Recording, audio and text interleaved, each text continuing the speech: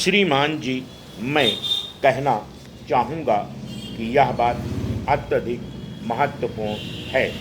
भारत में 1950 के दशक के प्रारंभिक वर्षों में शुरू किए गए सामुदायिक विकास कार्यक्रम में शुरू से सक्रिय रहने वाले एक अनुभवी कार्यकर्ता की स्थिति से मैं उन कठिनाइयों को साफ साफ याद कर सकता हूँ जो हमारे विकास के मार्ग में आईं, जिनके लिए बहुत से लोगों ने हमारी लोकतांत्रिक प्रणाली को दोषी ठहराया।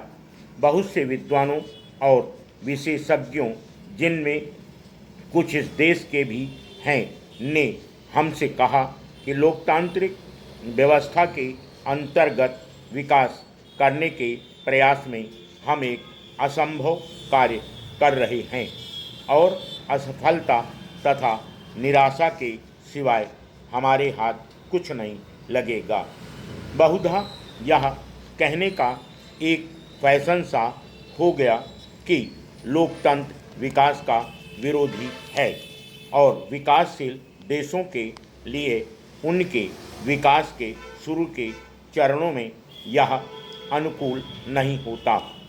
यहाँ इस बात का उल्लेख भी किया जा सकता है कि उन वर्षों में बहुत से देश पहले विकास करने के नाम पर लोकतांत्रिक प्रणाली से हट गए थे। ये सब तथ्य हैं। मैं केवल इतिहास नहीं बता रहा, मैं इस भव्य सभा को बताना चाहूँगा कि विश्व भर में लोकतंत्र का एजेंडा अभी समाप्त नहीं हुआ है।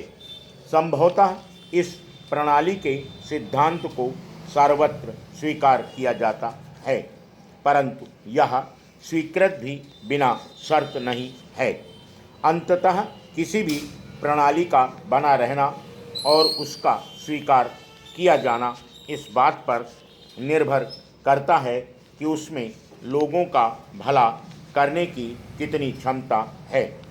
यह बात शायद उन देशों पर लागू न हो जहां लोकतंत्र जीवन का एक अंग बन चुका है और राजनीतिक प्रक्रिया सदियों से अपनी जड़ें जमा चुकी है, जिसके फलस्वरूप वहां यह प्रणाली आम बात बन गई है कि उस पर किसी की आपत्ति नहीं है, परंतु अन्यत्र तत्काल लाभ के लिए इसमें काट-छाँट करने का लालच और लोकतंत्र का स्वांग रचने की प्रवृत्ति, जबकि वास्तविक सत्ताधीश इसे मुखौटे के रूप में प्रयोग कर रहे हों।